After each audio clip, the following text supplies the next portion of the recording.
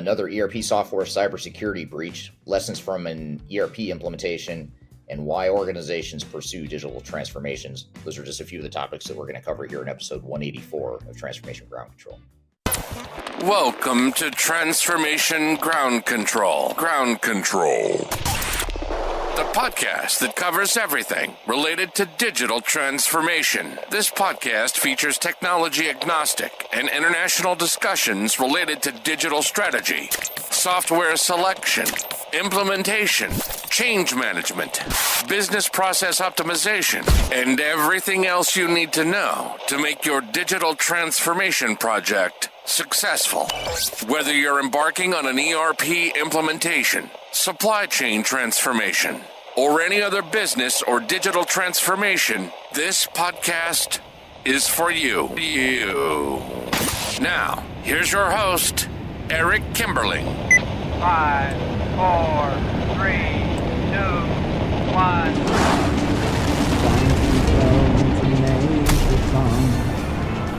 Hello, welcome to Transformation Ground Control, episode number 184. My name is Eric Kimberling. I'm the CEO of Third Stage Consulting. We're an independent consulting firm that helps clients throughout the world with their digital transformation journeys. And joining me, as always, is our co-host, Darian Chwialkowski. Darian, thanks for being here today. Yeah, thanks for having me. Yeah, good to have you here again. I'm excited for today's show. We've got a great episode planned for you today, a lot of good topics and guests. We're going to open up the segment by talking through a couple of newsworthy topics, talking about the data breach at ClickBalance, which is an ERP software company that had a pretty significant cybersecurity breach recently. We're also going to talk about how OpenAI has announced a new AI development method. And we'll also get into some social media questions that we've received, or questions we've received on social media. We'll cover a couple of those questions and get to our feedback and responses to those questions.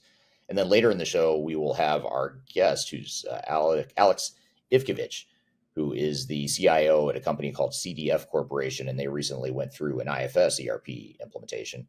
So we're going to chat with him about some of the lessons learned and some of the advice he has for organizations and teams that are about to go through ERP implementations themselves.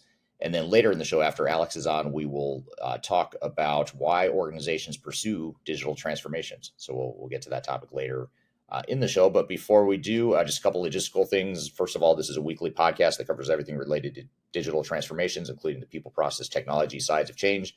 You can find new episodes every Wednesday by going to transformationgroundcontrol.com. And you can also see past episodes of this show by going to transformationgroundcontrol.com as well. And the show is produced by Major Tom Productions and sponsored by Third Stage Consulting, which is an independent consulting firm that helps clients with their digital transformation selections and their software selections and their implementations as well. So you can learn more about Third Stage by going to thirdstage-consulting.com. So before we get into some of the newsworthy topics, Darian, we've got some social media questions we want to get to. What have you got in store for us here today? Yeah, we have some good comments and questions, I guess you could say, on LinkedIn from a recent graphic that we posted on Eric's LinkedIn page. So I'm going to upload this graphic here for everybody to see. This is the graphic that was posted. And here are some of the comments that we got with it, Eric. So the first one is, Eric, you're doing huge work educating the world about what digital transformation is, what challenges and activities are ahead for those who are starting or at different levels of advancement. Despite this, the general knowledge is dramatically low among management boards and supervisory board members. Maybe it's just my experience, but building a coherent vision of what digital transformation is, leadership, business value, and budget for achieving the assumed goals is beyond most companies. APQC is 100% right. With this, Eric, what do you suggest? Do you agree with this comment, or what do you suggest to companies that maybe do feel like this is something that is beyond them for setting budget, setting goals for their digital transformation? What are some advice you have for those people? Well, I think the main thing that organizations can do to overcome that challenge and that knowledge gap with what executives need to know and understand about digital transformations is to, first of all, tie it back to the overall company strategy. So if you can speak the language of the executive team and the boardroom, understanding what it is the company is trying to accomplish as an organization, and then tie this project back to that and explain how this project is going to support those higher level goals and objectives, then that's a way that you can sort of translate why something like process improvement can be so important to a digital transformation, especially if you are, part of a team or an organization that's going through a lot of growth and acquisition, and Now you're trying to standardize or consolidate operations to become more consistent and act like one company. If that's the goal of the organization, then that would be a very compelling reason why you need to spend more time on process improvement, maybe a little bit less time on the technology pieces, but more on how are we going to create our new operating model going forward? How are we going to create our new business processes to support that higher level vision of, acting like one company? So that's, one way to do it is just start with the overall corporate goals and objectives and work your way back to how will this project or how can this project support those goals and objectives. And generally, that's going to open up the eyes a little bit more than if we just start talking about conceptually why change, if we talk about why process improvement or why change management is so important, just in a vacuum, that's not going to be nearly as effective as if we tie it back to what we're trying to accomplish as an organization. Right. So you're saying for whoever's coming to the leadership board with the project to explain it in those details, basically. Yeah. Yeah. And if you're trying to communicate and educate up, if you're a CIO, let's say, or you're a project manager on a transformation and you're trying to educate your executive teams on why process improvement stuff, all the stuff you're showing in the graphic here, why all this is so important to, it's not just because of the APQC, which is the source of this data. APQC puts out this study that shows these metrics. That alone probably isn't going to seal the deal or get that level of involvement, but being able to tie some of these concepts back to the overall goals and objectives of the organization and of the executive team, that's a way you can educate up the chain of command if you have to. For sure. That makes sense. Another comment that we got was, doesn't surprise me that a process-focused company focuses on process. A little self-serving, but okay, I guess. What is your reaction to that comment, I guess, overall? Yeah, so it certainly is self-serving to share this graphic because it demonstrates why the things we do are so important. So, I've got nothing to hide there, no shame in that, at least from my perspective. But I think the key here is, the reason we as a company focus on process improvement isn't just because we just wanted to be a process consulting firm just because it's fun work, although it is fun work. That's not the reason. The reason we do it is because we know how important it is and we see how much value it can add to companies and teams that are going through transformation. So, and then of course, this data is not our data. This is a third party that publishes this data about, the importance of process improvement. So yes, it supports what we do and it certainly is self-serving in some ways, but it's also meant to be self-serving for organizations that are trying to be successful in their transformations. For sure. And our last comment here is, and all of those items can be traced to one root cause, people, from the top down and across. People effectively lead and organized can knock the list down.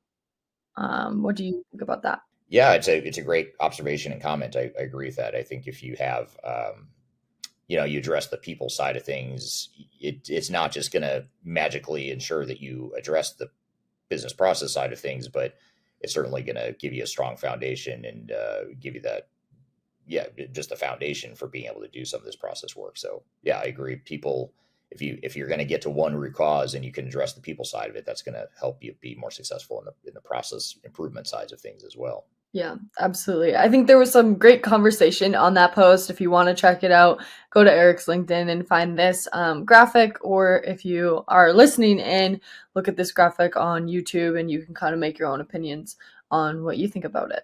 Yeah, absolutely. I love to hear everyone's feedback there on that post and any other posts that we put out there on LinkedIn and social media as well. So great discussion. Thank you for the questions there. We're going to shift gears here, though, and we're going to take a quick break. When we come back, we're going to talk about this data breach at ClickBalance, which is a ERP software company based in Mexico, had a massive cybersecurity breach. We're going to talk about that. We're also going to talk about how OpenAI has announced a new AI development method.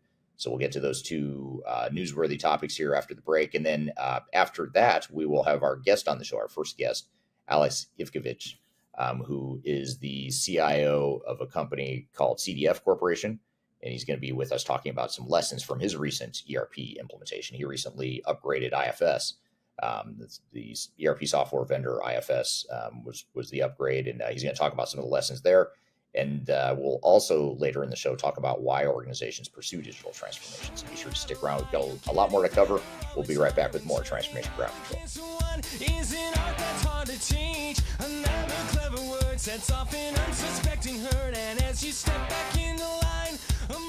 If you are involved in any sort of digital transformation or business change initiative, you will want to download the Digital Transformation Report.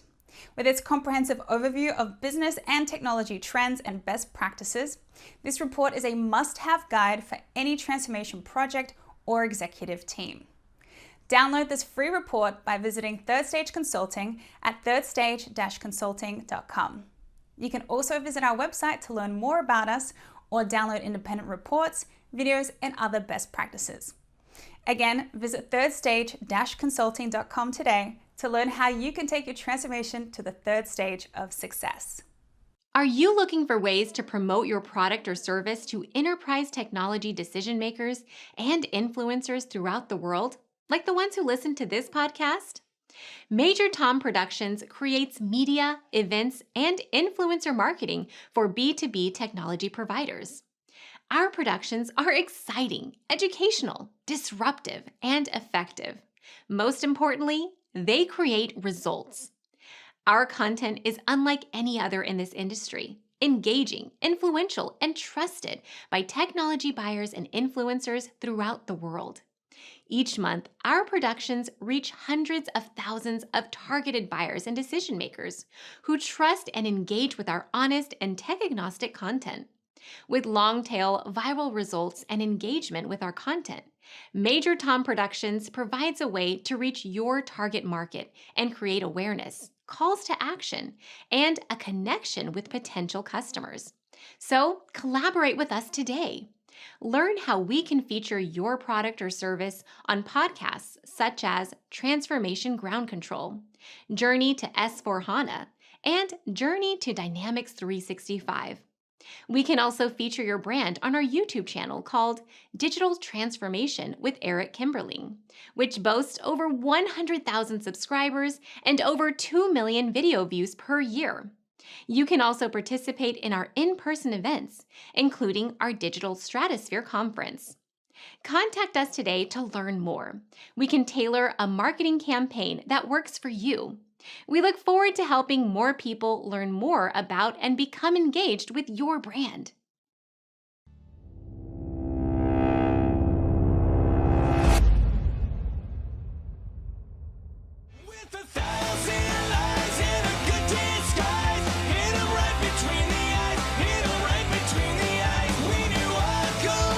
Hello, welcome back to Transformation Ground Control, episode number 184. My name is Eric Kimberling here with Darian Chwialkowski. You can find new episodes of this show every Wednesday by going to transformationgroundcontrol.com. And this, of course, is the podcast that has everything to do with digital transformation and independent and tech-agnostic view of digital transformation, including the people, process, and technology sides of change and transformation. So thank you for being here today. We have some interesting newsworthy topics in store for us here today. What do you have for us, Darian? Yeah, so this first one is a huge data breach at ClickBalance, a Mexican ERP firm that exposed over 750 million records that contained sensitive information such as API keys, secret keys, bank account numbers, tax IDs, and email addresses. The unprotected database, discovered by cybersecurity researcher Jeremiah Fowler, I believe is how you say his last name, was quickly secured and after being reported. However, it remains unclear if any malicious actors accessed the data before it was secured. Such breaches like this highlight the risks of unprotected databases and their potential for significant cyber threats. Eric, with cybersecurity threats like this, what are the immediate steps that ERP firms should take when a data breach of this magnitude occurs? That's a good question. Yeah, when a breach like this happens, first of all, you have to sort of go into PR mode, crisis control mode, as far as communicating to customers and making sure that you've communicated, first of all, that there's a problem. Second of all, what it is you're doing about it. And if you don't know what you're doing about it, you want to figure that out as quickly as possible so you can communicate that to your customer base. So I think people are on high alert right now with cybersecurity breaches in general. So I think making sure that you are just aware of that and communicate accordingly.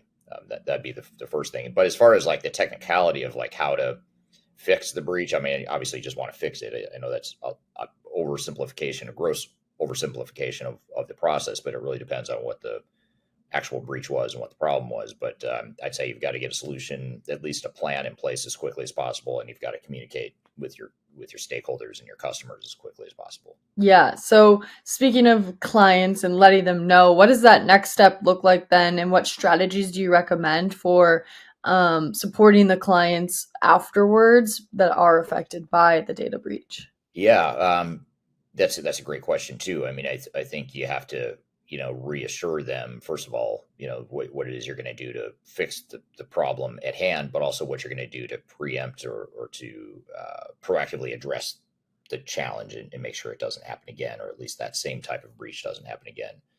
So those are a couple of things I'd recommend there. Is there anything that companies can do on their side to help themselves with these risks of ERP firms and cybersecurity hacks potentially affecting those firms? Can the clients do anything on their side to help protect their data any further, or is it really left to the ERP firms?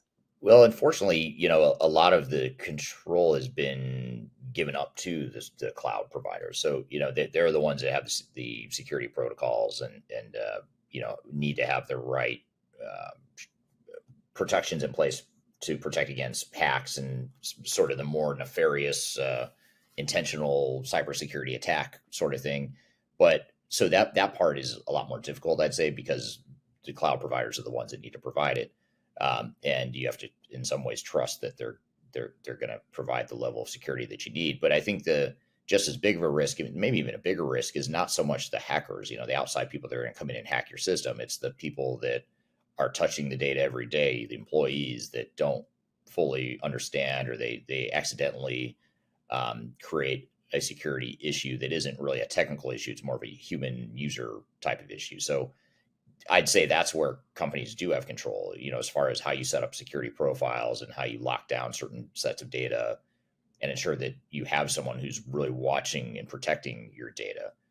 Because it's just as likely that something is going to happen with an employee internally as it is to be, an outside hack.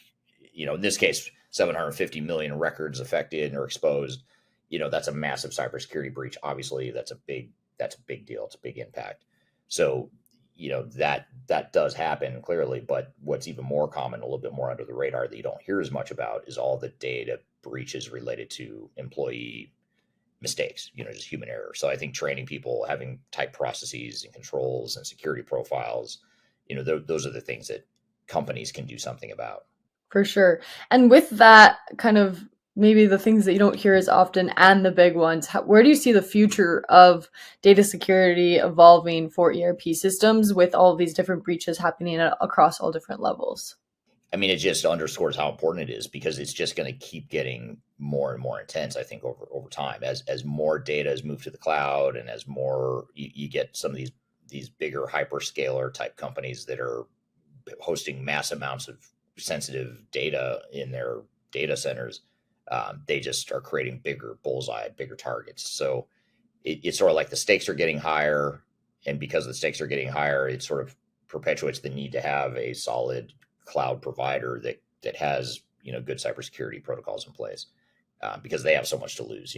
When something like this happens, it's a big deal, and you don't want to lose customers over it. So so those are some of my thoughts there. Yeah, absolutely. Well, I'm really excited to kind of switch gears here and get into an AI topic, which is something that I don't know if we've talked about lately, especially with new methods of AI getting developed. So this next article is about how OpenAI has announced a new AI development method focused on safety. I know safety is something that we have talked a lot about, and how AI is going to develop with all the different regulations that aren't out there yet, and what that kind of will look like in the future. So I think this article really talks about that first step. So what they're implementing is using a rule-based rewards, or RBRs, to align model behavior without extensive human data collection.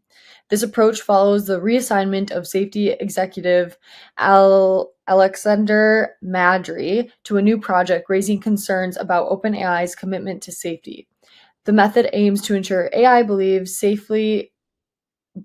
safely by using predefined rules, but acknowledges potential risks such as reduced human oversight and amplified biases. The change comes amid scrutiny and criticism from industry observers and regulatory bodies over AI currently. With this new method that they're using, Eric, what do you think the potential benefits and challenges are of using a rule-based rewards in ERP systems for AI? That's interesting. I hadn't heard it, so I'm not super familiar with it. So it's really interesting. So I think there's a lot of potential there. It sounds interesting. I haven't really thought through though, kind of what the implications are, how it might improve or affect the industry. For sure. But speaking of that, how do you think the balance for AI automation with maintaining adequate human oversight at the same time is important for AI and ERP systems? Yeah, it's real important because, like you said, I mean, you talk about this rules-based concept, and the humans, the human intervention or the human input is what needs to define what the rules are, and it needs to modify and pivot, as the rules need to evolve, and only humans going to be able to do that. So, we still need to be able to direct AI and tell AI what to do, almost like we would, an employee or a team member that you're collaborating with. You have to communicate with them on what it is you want or need or hope from that person. So, you've got to treat AI the same way and make sure that you've got that engagement, that human engagement as part of it. For sure. And how do you think that ERP firms should prepare for potential regulatory changes concerning AI safety and ethics? I think this is definitely like one of the first steps that we're seeing in that route, but how do you think people should, or companies should, prepare for the future of this? Yeah, that's a good question. I don't know because it's in some ways I feel like there's going to be so many different global regulations from different global government entities that you're going to have to, they're inevitably going to regulate. I mean, it's just a matter of how severe and what are the regulations and when is it going to happen. But I don't know that any of us really know how it's going to get regulated. So I don't know. I think just being, I'd say the best thing you can do is just be flexible and nimble and know that you're probably going to have to change or adjust, as the regulatory landscape shifts and changes here in the next few years. For sure. I definitely think this is a step in the right direction as far as trying something out to add regulation to the AI. So I think it's cool to see that kind of develop, like we've been talking about on this podcast for quite some time now. Yeah, absolutely. So it'd be cool to keep an eye on that and see how things unfold there. And speaking of keeping an eye on things and learning, we're gonna have a guest on the show here in just a moment. Alex Ivkovich, who is the CIO of CDF Corporation, and it's a mid-sized manufacturing company. I'll let him describe himself and his company, but they're a mid-sized manufacturer that recently went through an IFS ERP implementation, actually an upgrade to a newer version of IFS. So even if you're not implementing IFS, if you're implementing any sort of ERP system, it's going to be a great discussion you'll want to stick around for, because we're going to talk about some of his lessons and some of his takeaways and his advice to others that are going through the process just based on his recent experience. So stay tuned. We're going to have Alex on the show here in just a moment. And then later, after Alex is on the show, we'll talk about why do organizations pursue digital transformation. So be sure to stick around for that. We're going to take a quick break. We'll be right back with more Transformation Ground Control.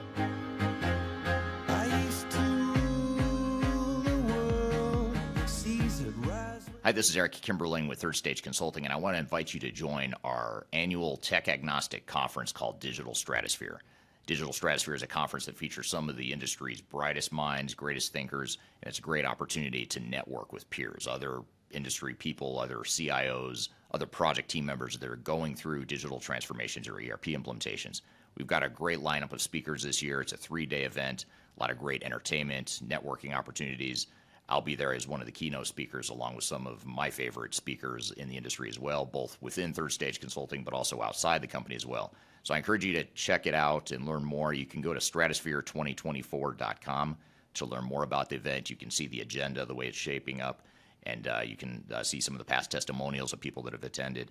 And the event is October 2nd through the 4th, 2024. It's going to be based in Denver, Colorado, downtown Denver, beautiful downtown Denver in the fall, which is a great time to visit Denver if you haven't been. Again, stratosphere2024.com. Check out the agenda. Check out our early bird pricing for passes. And the other beautiful things, if you can't be here in person in Denver, which we hope you can, but if you can't, you can also join remotely as well. We have virtual passes available as well, so you're able to join from wherever in the world you might want to join from. So stratosphere2024.com. Check it out, and I hope to see you there. The last thing you want to have happen is for your digital transformation to end up in court. I've been doing this for 20 years, and I have seen everything. My name is Marcus Harris. I'm a software and technology attorney, focusing my practice on drafting and negotiating software-related contracts and litigating software disputes across the country. Feel free to reach out to us at taftlaw.com. We'd love to talk to you about the litigation process and what you can expect.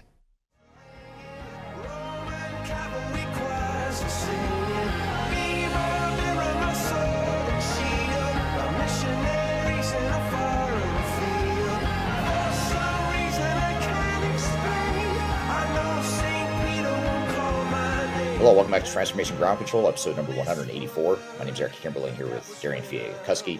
You can find new episodes of this show every Wednesday by going to transformationgroundcontrol.com. And the show is produced by Major Tom Productions, sponsored by Third Stage Consulting. And Third Stage Consulting is an independent, tech-agnostic consulting firm that helps clients throughout the world with their digital transformation journeys. So excited for our guest here today. First-time guest on the show. His name is Alex Ivkovich. He is the CIO of a company called CDF Corporation, mid-sized manufacturing company based here in the United States. As he'll discuss here in just a moment, CDW is a company that has gone through, CDF is a company that has gone through some acquisitions and trying to really consolidate and bring together different operations in the organization. And they recently went through an IFS ERP upgrade and implementation, if you will. So he's got a lot of good lessons here that we can learn from, and some good tips and takeaways that we want to share with the audience here today. So with that all being said, Alex, thanks for joining today. Well, glad you have me, and should be interesting show. Looking forward to it. Yeah, absolutely. Good to have you here. First time you and I've had a chance to interview in this format. But for those that don't know you, maybe just tell us a little bit about you and your role. Sure. My name is Alex Ivkovich. I'm the CIO for CDF Corporation, and we have a number of companies under that umbrella. We have CheerPack in West Bridgewater, Massachusetts.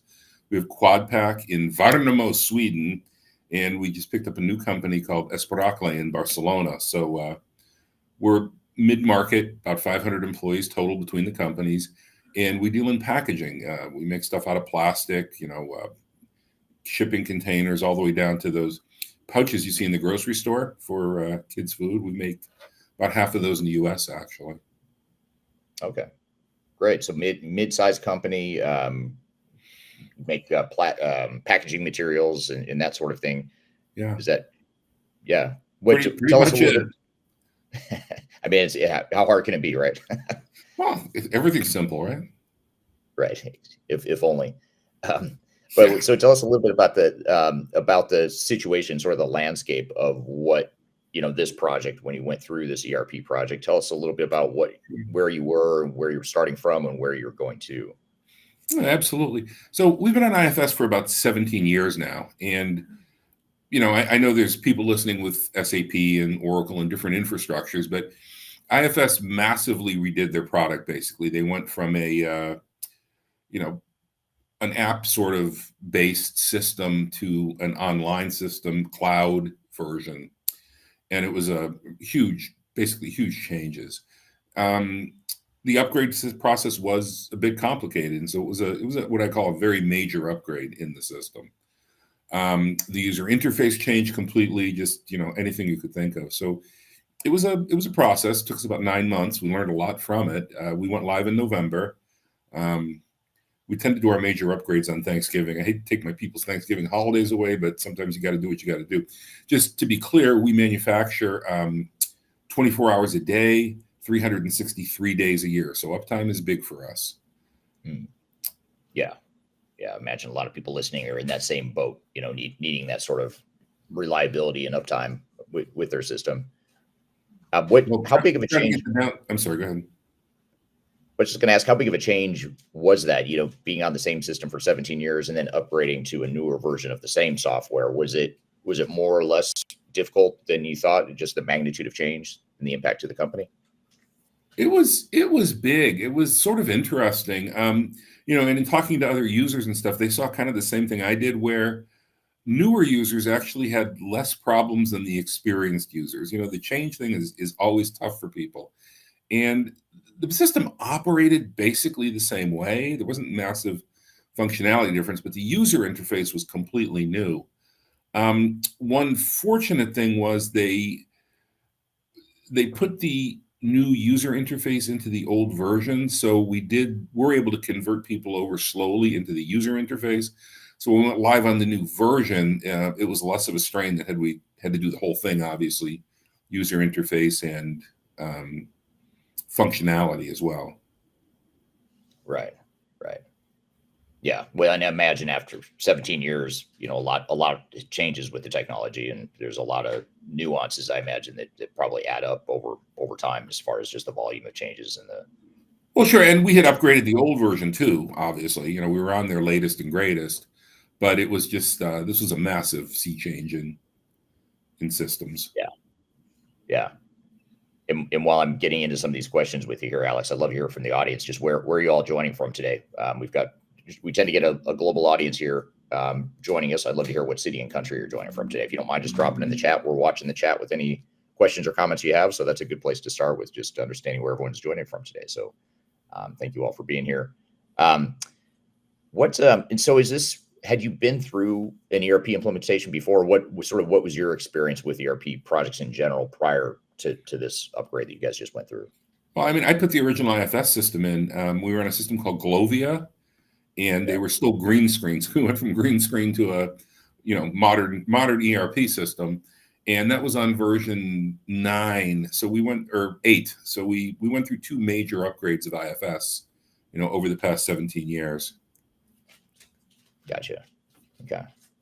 So when you think about this project, what were some of the biggest surprises or lessons learned, as you went through this upgrade process? Lessons learned. I wish that maybe we'd spent more time on the new interface. We kind of did a lot of self-training and had people go on their own. And I kind of wish maybe I don't have the staff to do it anyway, but I wish that we could have spent more time on that, because that turned into some of the biggest issues. Mm-hmm. The other thing is, I wish I had planned on having some extra support here for the actual go live. That week after was pretty bad, and I just had my native staff. I probably could have brought an extra person or 2 in, and next time I certainly would. That would have been very helpful. Right. Yeah, that's sound advice. A good lesson learned there for sure. Just turning to the audience here, just want to thank everyone who chimed in on where they're joining from today. Darian's joining from Denver. Ard is joining from Netherlands. Alcinda from South Africa. Mark from Belize. Sounds pretty. I've never been to Belize, but I've always wanted to. Fehi from Algeria, North Africa. Ivan from Croatia. Thank you all for being here today. Moses from Canada in Ontario. So thank you all for joining here today. Great to have you all, and love to hear any questions you have for Alex here related to his experience with his recent ERP project. So when you were going through this project then, and you were getting ready for the upgrade here, you said it was a 9-month project. What did the planning process look like? Like, how did you, from the time you decided that you were going to go through this upgrade and go through this project, what was it you did to get ready? Like, what were some of the high level steps or lessons you had in that planning phase of the project? So let me take a step back for a minute, right? So when we went from 17 years ago, we went from Glovia to IFS. They hadn't upgraded in many years. And so I sat down with management, and we're a privately owned company. So it's, fairly easy to talk to, basically. And we made an agreement that we would upgrade our ERP every 3 years, come rain or shine. And that's really kind of served me well, because, a lot of people I talk to, they have to get into an argument with management. Why are we upgrading? What's it going to cost? What's it going to do for us? Blah, blah, blah, blah, blah. And I said, okay, we don't want to be back in this boat where we're 8 years behind. It's a mess, and it's almost impossible to upgrade.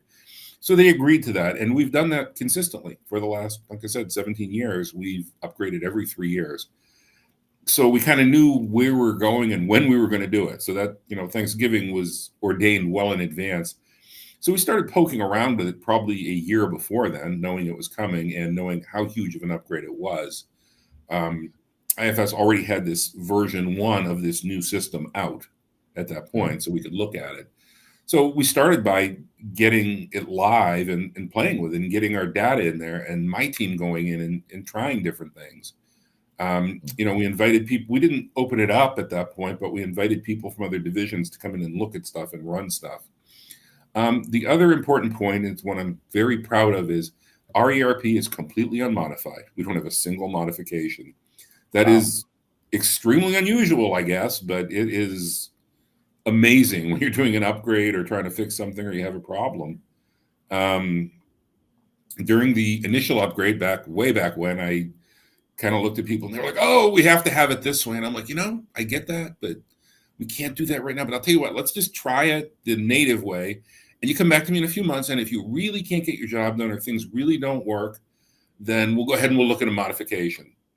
And, as I hoped, after a few months, people were so used to doing it the new way that we were able to stay away from it. So over the years, we've not had a modification. Now, IFS has a really robust custom field system and custom LUs. And we do use those. That's not considered a modification, and they're covered in upgrades. So we can put, data from another screen on one screen, and we can do some calculations, and we can do a lot of stuff inside of IFS to customize it to what people need without it being a modification. We also use some outside vendors. Cedar Bay springs to mind. Well, they're ArcWide now.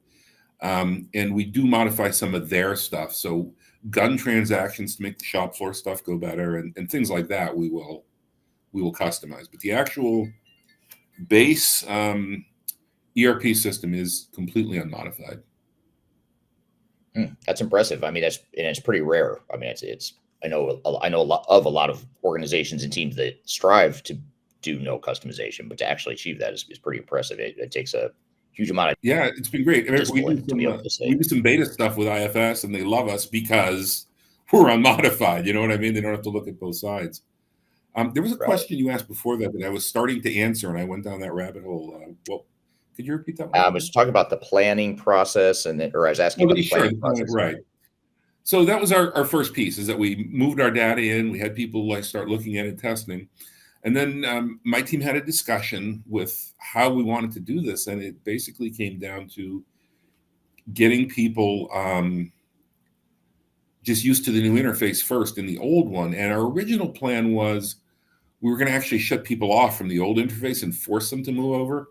That actually didn't work out because the new interface in the old version couldn't do everything, but it did get people used to it. So that was really worthwhile.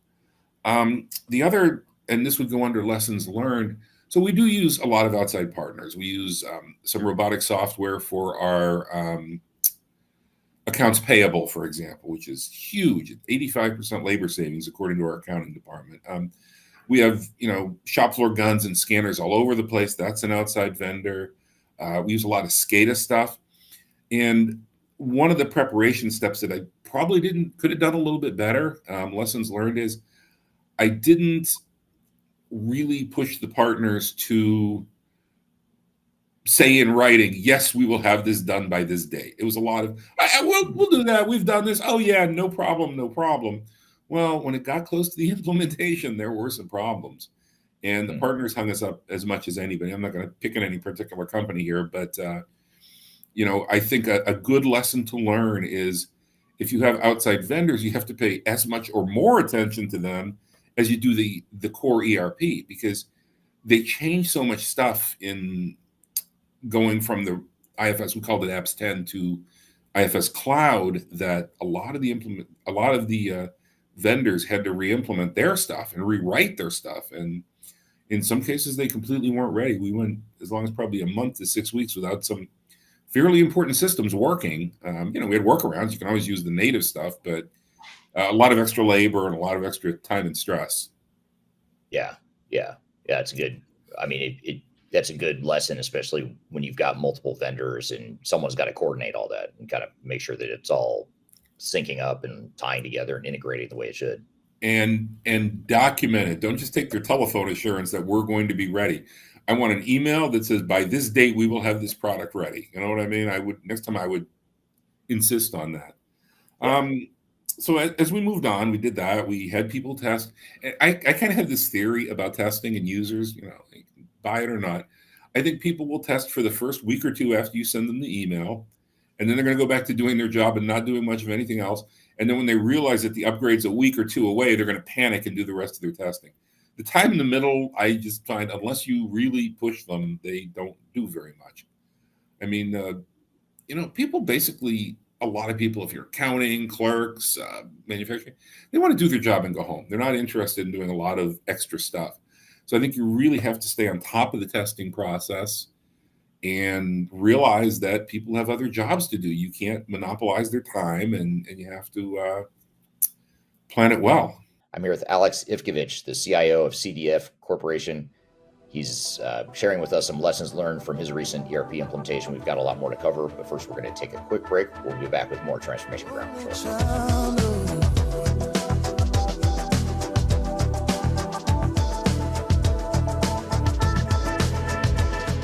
People oftentimes ask me how I built such a strong social media following on YouTube and LinkedIn and Facebook and other outlets. And the fact of the matter is it took me a long time to build a following through a lot of trial and error, making a lot of mistakes.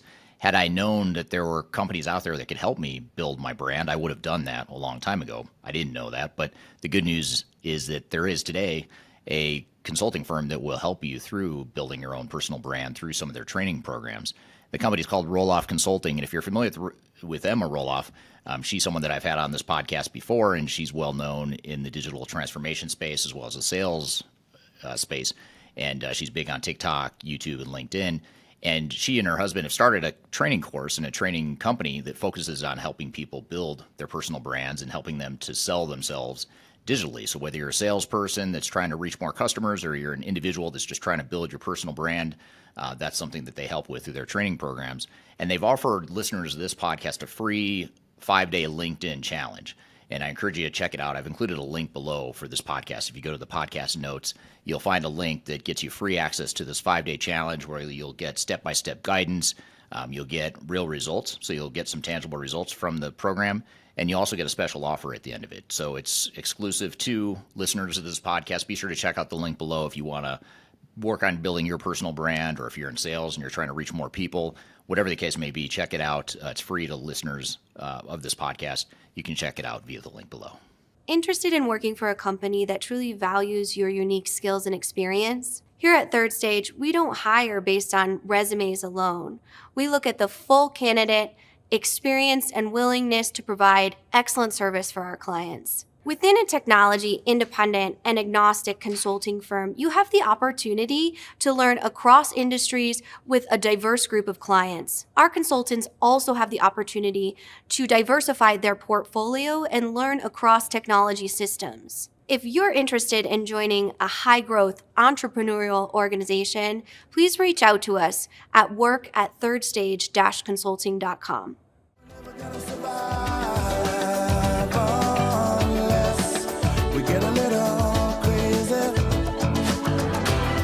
Hello, welcome back to Transformation Ground Control, episode number 184. My name is Eric Kimberly, here with Darian Chwialkowski. You can find new episodes of this show every Wednesday by going to transformationgroundcontrol.com. You can also listen to past episodes of this show by going to Transformation Ground Control as well. Show is produced by Major Tom Productions and sponsored by Third Stage Consulting. And Third Stage is an independent consulting firm that helps clients throughout the world with their digital transformation journeys. I'm here with Alex Ivkovich, the CIO of CDF Corporation. We're talking about some of the lessons from his recent ERP implementation. Well, here's a couple interesting comments I want to pull from the audience today. Sure. Art has a comment about Glovia. He says, Glovia, really? That's a blast from the past for sure. I haven't heard that name in a while, but they, for a while, were a pretty significant player in the, especially. Oh, yeah, absolutely. Like I said, hadn't been upgraded. I mean, they lasted for a while after that, but we hadn't been upgraded in 8 or 10 years, and it was almost an impossible path. Yeah. Here's a question from Scotland. This is from JH on YouTube. JH says, joining from Aberdeen, Scotland, did you find that IFS Cloud was feature complete with legacy IFS versions? So kind of getting back to the point of, or the question of how were the systems different? I mean, were there any compelling or surprising functionality gaps or anything that you noticed in the cloud version of IFS versus the legacy version you had been using for quite some time? Well, that's a really good question. By the time we went live, it was this past November. So the way the new IFS works, take another step back, it's an evergreen system. So they're saying no more big upgrades, and we're going to do these minor upgrades, and they number them by year. So it's 22R1, 22R2, 23R1, 23R2.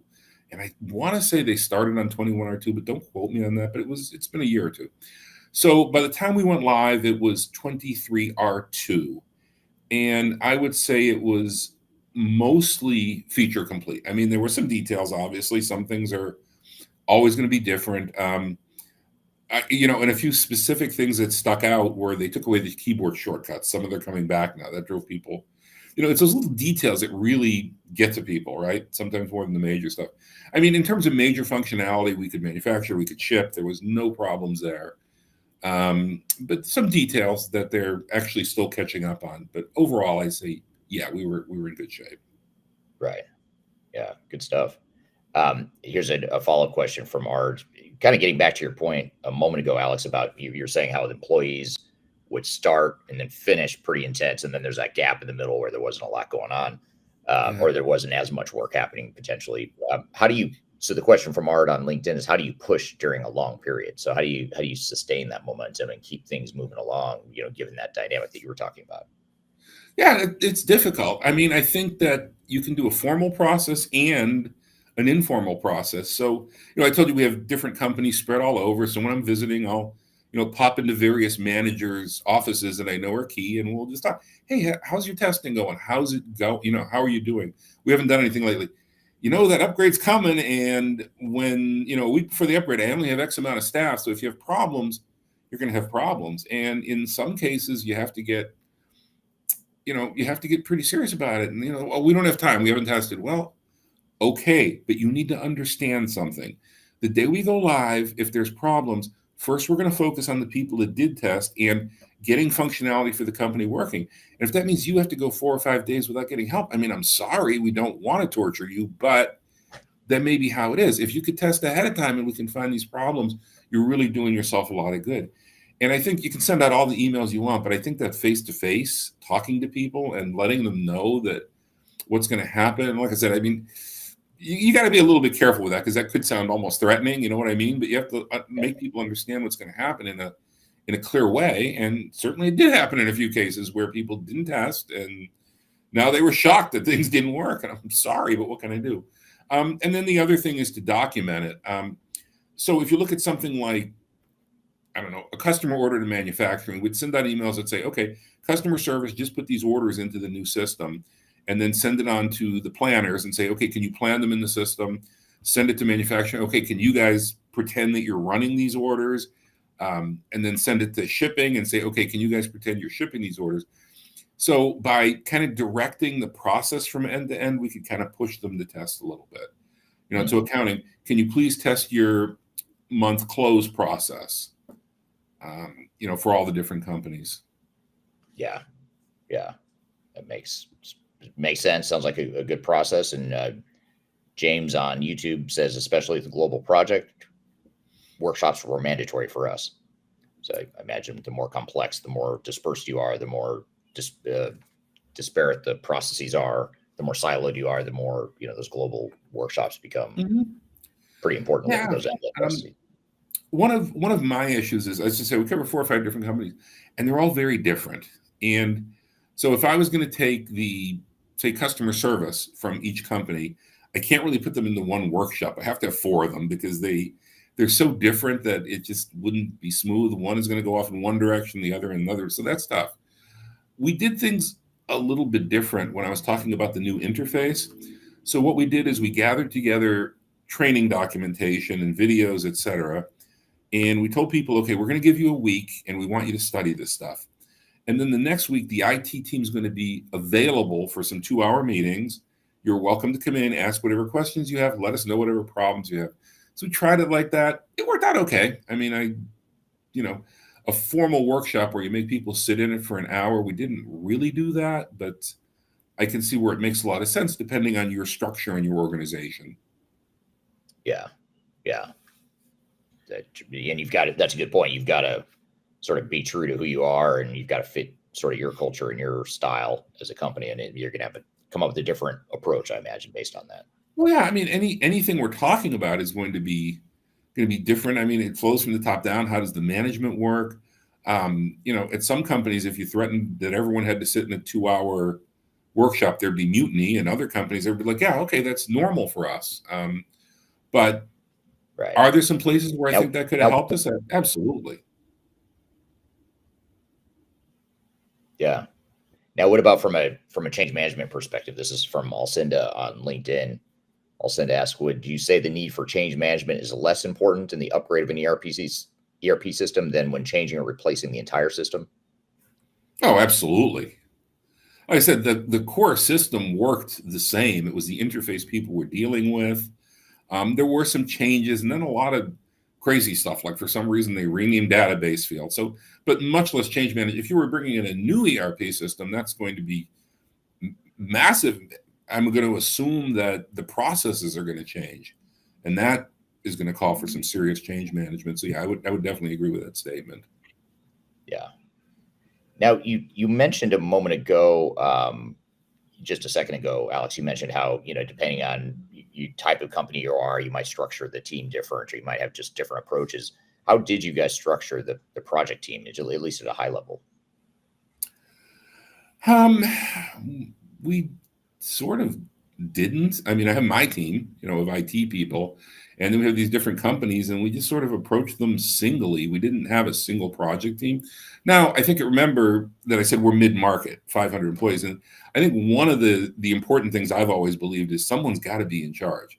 So if you had a problem with the ERP upgrade, you can come see me, and I will either have the answer or know how to get it. I've seen, these similar things that were run by committee, and no one really was in charge, and no one really was responsible, and it's not really a good thing, in my opinion. Now, I understand that a company with 10,000 employees is going to have to structure it differently than a company with 500. That's a different ballgame. Right. Yeah. So it's a bit more organic, it sounds like, as far as the way you structured the team and kind of worked with the different business units. Yeah, it was more of a flow. I mean, if we were a 10,000 employee company, I mean, I would, obviously you'd have to have more of a team and people in charge, but I think I would still make sure that there was somebody that was specific to each area. So I'd say, okay, you're in charge of the customer service aspect of this implementation, soup to nuts, that's your responsibility. You're in charge of vendor management, all these things, but I think it's just always really important to have someone where the buck stops and you can say, okay, this was your area, what's going on with it? Because a lot of times it's difficult to find someone that can answer a question, and it shouldn't be. How's this going? What's the problem? What are you seeing? You need a continuous pulse on that, or your implementation is going to fall behind and fall through the cracks. Right. Here's another follow-up question here on LinkedIn. What were the main management challenges you faced during the ERP implementation, and how did you overcome them? Good question. The main management challenges? Once again, just getting people to do the testing and trying to get it done. It's hard to, like I said, I mean, we can talk about a lot of stuff, but in the end, your average user wants to do their job and go home. And if you add too much to their plate, and I have the same talk with management sometimes about other stuff. We can get off of ERP for a minute, and they'll have some great, exciting new project but it's going to take X amount of hours. And I always sort of mention, at least, that look, people have X amount of hours in the day. Even if it's something really good, it still takes time, and you have to be respectful of people's time. So you have to give them enough time to do their testing in a realistic way, and you have to whatever it is. You know what I mean? Yeah.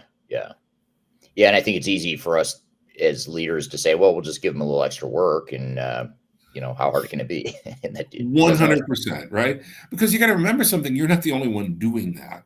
If you have, HR wants some little thing, accounting wants some little thing, manufacturing wants another little thing. By the time you head up all the little things, it's a half-time job. And, that's how you're going to cause stress. So you have to figure, I've heard it said, what was told to us in initial implementation was you should count on it taking 50, for the people that are really in charge of departments, you should count on it taking maybe 6 months of 50% of their time. That's a lot. Yeah. And you better figure out how that's going to happen. And you better convince people that they need to do that. And once again, I think a lot of ERP implementation issues are caused by people just not planning on how much time it's going to take and what that takes out of someone's day, remembering that their primary responsibility has to come first. If we can't put in the customer orders, all the ERP system testing in the world is not going to help us. If we're not manufacturing, it's not going to help us. Yeah. And it's, I think a lot of times leaders underestimate the amount of effort that some of these projects take. You talk about all these little things, little requests that people have that start to add up, and chances are pretty high you're not taking away their day-to-day responsibility. You're just adding to their plates. And so you've got to be mindful. We've all heard a boss say to us, "Oh, how long will that take? 20 minutes?" Yeah. You know what I mean? And you're like, "No, actually about a day and a half. So try again." Right. Right. Yeah. So I think when you're trying to implement or upgrade or whatever an ERP system, you have to be respectful to the people doing the testing and the implementation, and make sure that your requests are reasonable. Yeah. Did you, given that you took this more of sort of fluid approach to the planning and the actual upgrade itself, did you find that it was a little bit more difficult to anticipate some of the impacts, as far as workload and potential capacity constraints in the project? Or how did you navigate that, given that you had this sort of fluid, organic approach to the project? Just case by case, just staying on top of everybody and frequent communication is really the key, right? Fortunately, we didn't run into areas that were overwhelming. They just said, we can't do this, we don't have time. A little bit of grumbling here and there, but overall, I'd say it went fairly smoothly. And like I said, I would credit communication. You have to stay in touch. Right. Yeah. It's more than just like you said earlier, it's more than just a couple emails here and there. You've got to find the best way to get the message across to the audience. What about working with technical implementers? This is from Darian on LinkedIn. Darian asks, what lessons did you have working with IFS technical implementers along the way? We use IFS has a North American upgrade team that I've dealt with before, so I know them really well, and they were great. One of the things about the IFS upgrade was they completely changed the technical back end of how upgrades work. Previously, basically, they would send me a script, a file, and it would run for 12 hours, and we'd have to do maybe a database upgrade and some things like that. Now, they've made it so you're much more in control of your upgrade environment, which is a plus, but it also it takes a lot more technical work that we weren't doing previously, and no one on my team had ever done. I spent many a night studying the new upgrade system and trying to figure out how it worked exactly. And there's an IFS World Conference coming up in October in Orlando, and I'm actually going to take a class in it just to understand it a little bit better. So it's interesting. I don't know how to describe it. It's just a whole different back end where previously they were doing all the work and now you're doing all the work.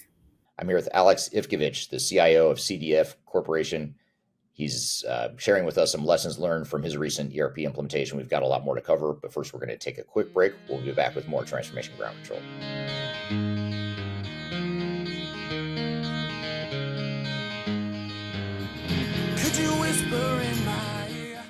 I recently published my first book. It's called The Final Countdown, Strategies to Reach the Third Stage of Digital Transformation. And I wrote this book because I really wanted to find a concise way to share some of my knowledge around digital strategy and how to get started on a digital transformation journey. So in this book, I cover 3 different sections. I cover the people, process, and technology aspects of transformation, with the idea that it's meant to be a starting point, a launching pad for organizations and team members that are going through digital transformations. So I encourage you to buy this book. You can get it electronically, you can get it paperback, or you can get it in hard copy, as I'm holding here in front of you. You can get it by going to thefinalcountdown.com. You can also search for it on Amazon if you shop at Amazon. Otherwise, just go to thefinalcountdown.com. Love to hear your feedback on this book as well. So hope you check it out and hope you enjoy. I'm excited to share our newly released 2024 Digital Enterprise Operations Report. This free download is available on the Third Stage website at thirdstage-consulting.com. This report is truly packed full of technology-independent and agnostic insights for your project to ensure that you're strategically optimized for success. Download your copy today with the QR code in front of me or visit our website for more details.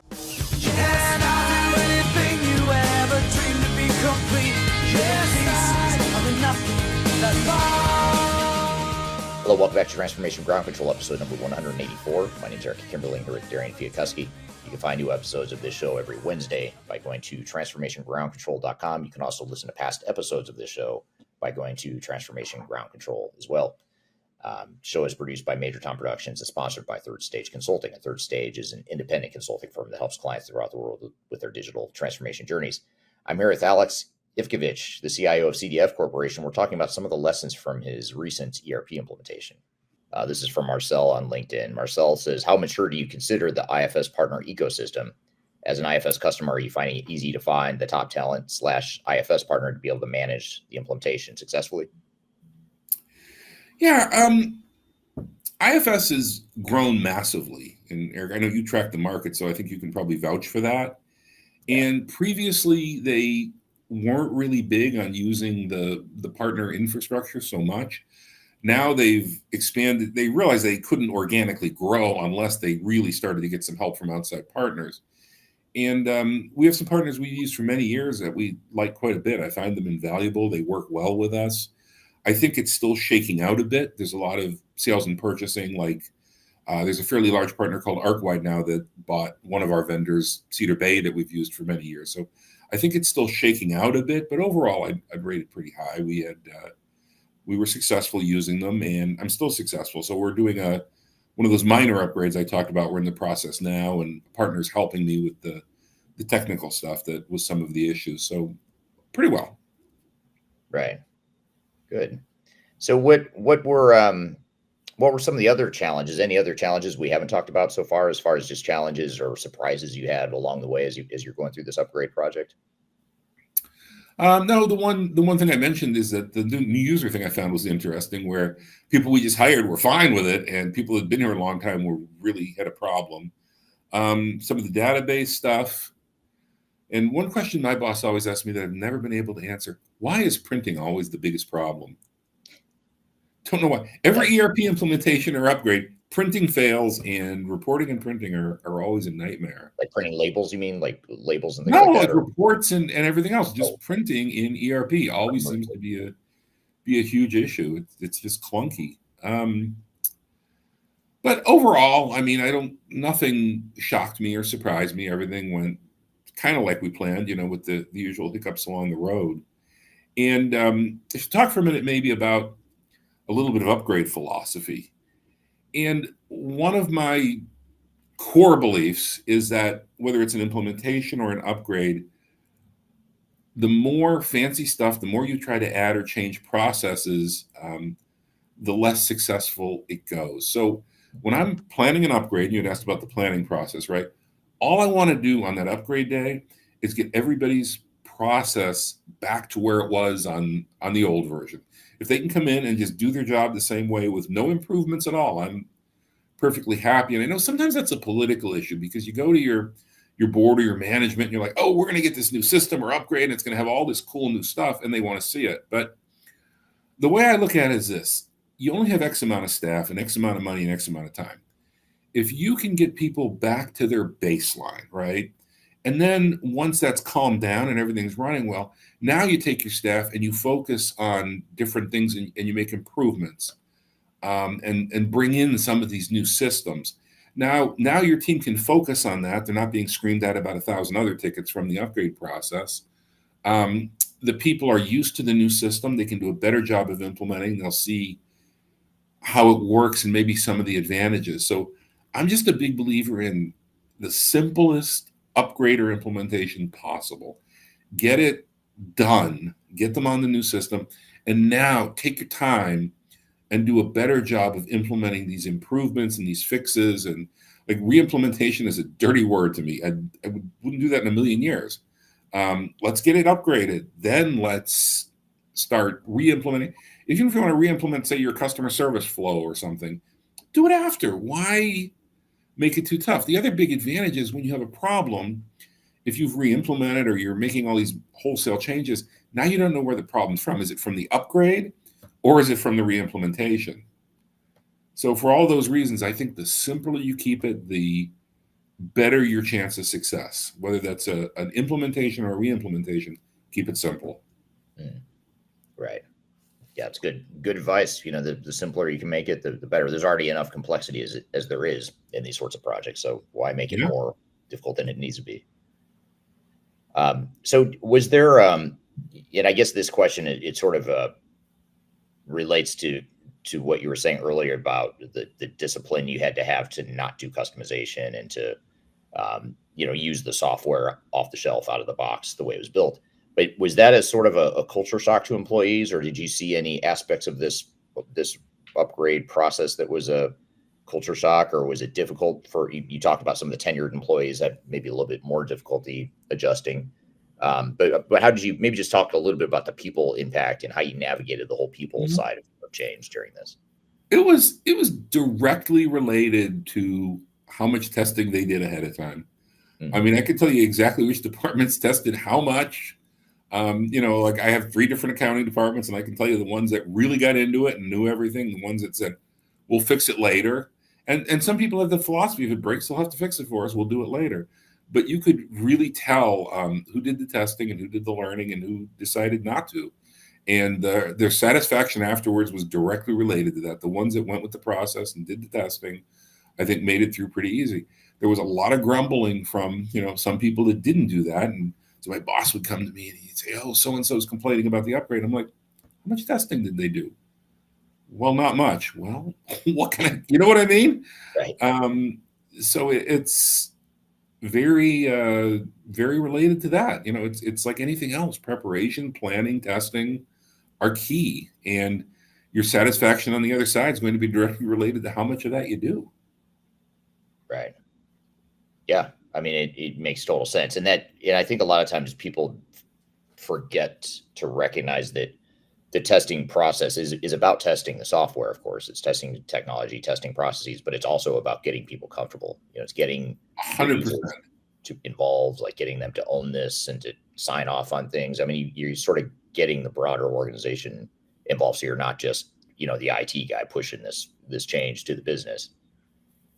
Yeah, and I try to train my staff now. I mean, even though it doesn't seem directly technical related, soft skills will take you a long way in getting people to do stuff. People appreciate if you walk into their office, have a cup of coffee, relax, talk to them about the project a little bit in ways they can understand. That can really help you along. It can really help your project. People don't necessarily want to be hit with a bunch of technobabble, right?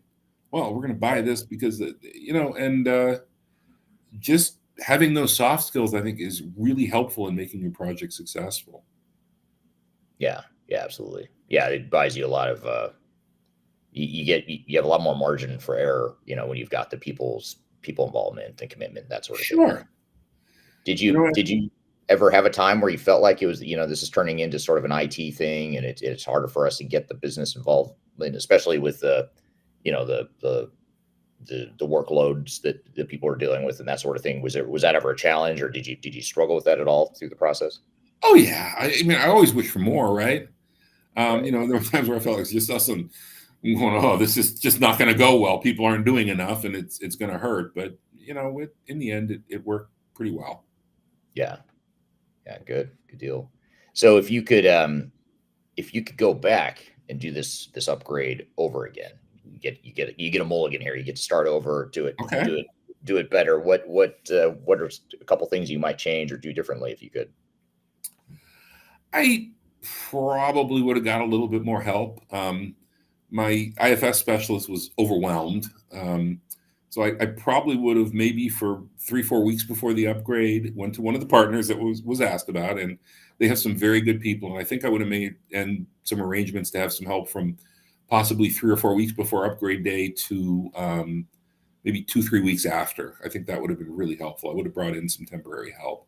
That's probably the biggest lesson I learned. I'm kind of a go it alone kind of person. I don't really like to pay people to come in, but if I have to, I will. And I think that would have been helpful. And in the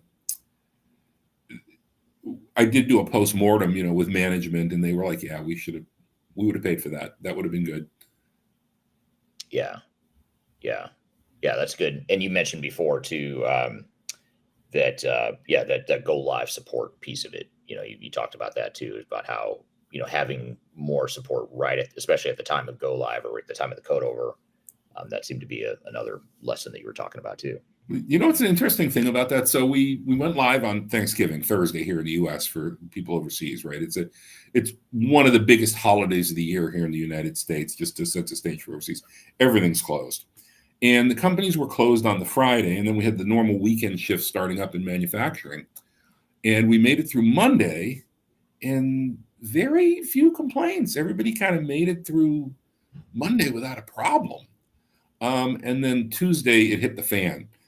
That's when the tickets just started to pour in. We can't do this, we can't do that. But it was interesting. We had that 24 hours of sort of breathing downtime. You know what I mean?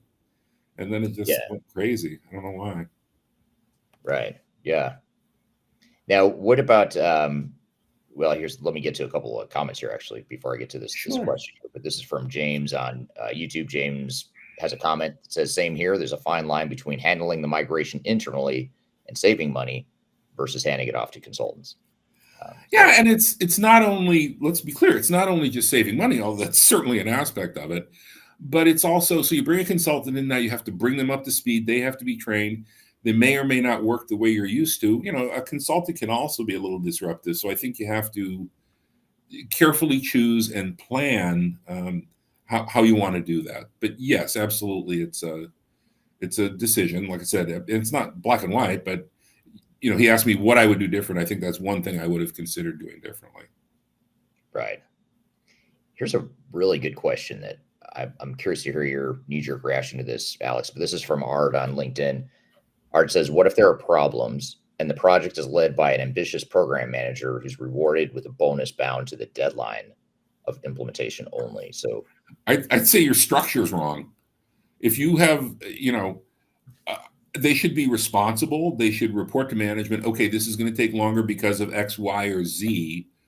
And they should be able to back that up and explain it. But to make them financially responsible, you're looking for a problem in my book. I'm assuming this is an internal employee. If this is an external consulting firm, it's a different story. There has to be boundaries because they have no motivation.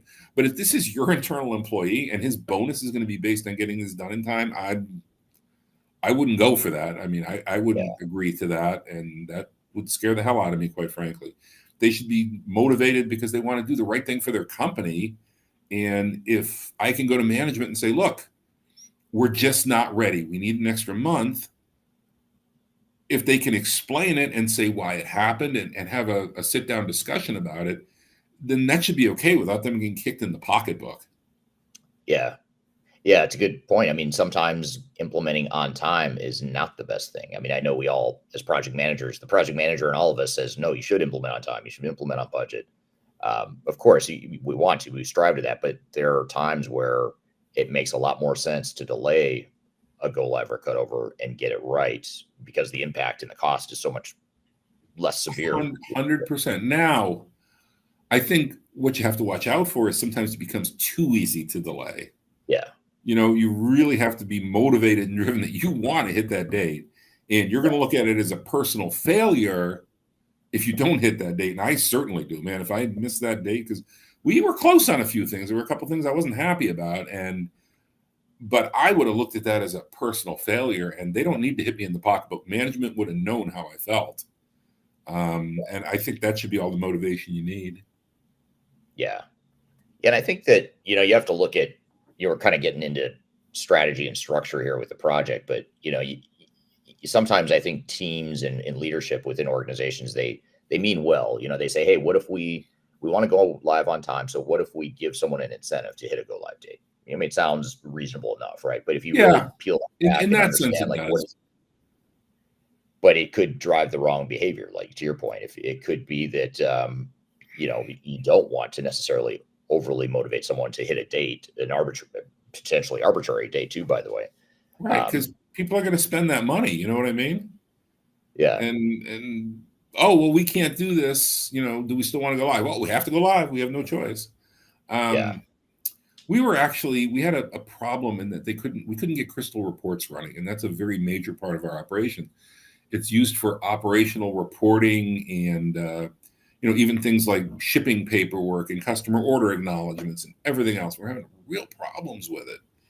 And on the weekend before go live, I literally spent 8 hours on the phone with IFS technical support in Sri Lanka, and it turned out to be one setting wrong in a single file that caused the whole issue. It had to do with allowed IP addresses for the print server, something stupid, but we found it. But if that hadn't have been fixed, I would have had to seriously consider pushing off, because we wouldn't have been able to print order acknowledgments. We wouldn't have been able to do shipping paperwork. It would have been a really big problem. So, Yeah,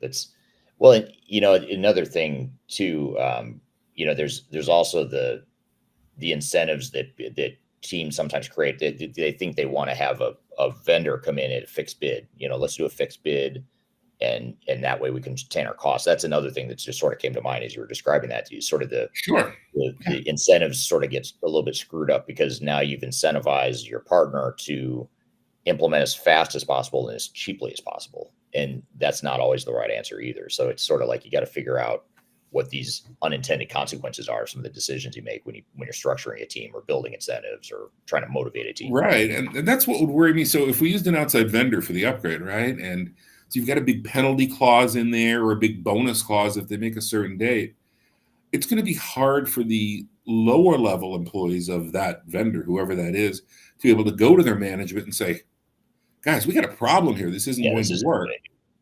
Yeah. So that's, I think it's something to be concerned about. I don't, ERP is so critical to a company. I can see using an outside vendor to do work, and maybe it's just me, but I have a hard time completely turning something over to an outside vendor without someone inside the company really being responsible, if that makes sense. Yeah, that does. Here's a question from Ellis on LinkedIn. Ellis asks, did you look into independent IFS freelancers or just at the IFS partner staff? I honestly did not. It's not something that ever crossed I don't even know how I'd find them on LinkedIn, maybe. But I'm not against it. I just didn't occur to me. Yeah. Here's a question on LinkedIn. From a top management perspective, how did the leadership team contribute to the ERP implementation process, and what role did they play in driving the project success? I am a very fortunate person in a lot of ways. And like I said, we're a privately owned company. It's the Sullivan family, and they are great. They give me a lot of support. They let me do what I need to do. They pretty much stay out of the way.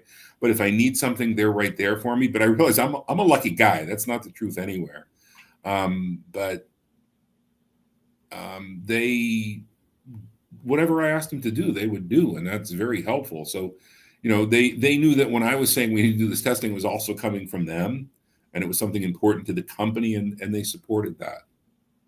Yeah. So you had that support from the ownership level on down. 100%. And they would come down sometimes and ask some tough questions like, oh, I don't know, but in the end, they're very supportive. And I've always actually really appreciated where I work because of that. It's a good atmosphere. What about your peers, the other C-level, business leaders within the company? Were they as supportive, or did you feel that same level of support, or did you have any pushback on the project? Everybody's great. There was nobody that really stood in our way or caused problems. Once again, you get back to the testing. So some people whose departments, just felt like they didn't have time, or they felt overwhelmed with other stuff, they obviously weren't too pleased. But in the end, everyone knew what was going to happen, and they were going to have to either, do it or get out of the way. Right. Yeah. Well, and I suppose that all starts at the top, when your owners and your top people are saying, hey, this is important. We're going to invest in this. We're going to support it. Right, because they had no path. It's not like they could go to the owners and say, well, we're just not ready for this. We don't have time. We're not going to do it. That would not be a good career move for them. You know what I mean? And it's fortunate. So we've done like some beta testing for IFS on various products, their CRM system. We've done some robotic stuff with them that's fairly well known on the internet. And I think one of the reasons is, first of all, we have the no modifications. That's helpful. But the other thing is the management will allow me to do, anything reasonable, because they know I'm looking out for the company first.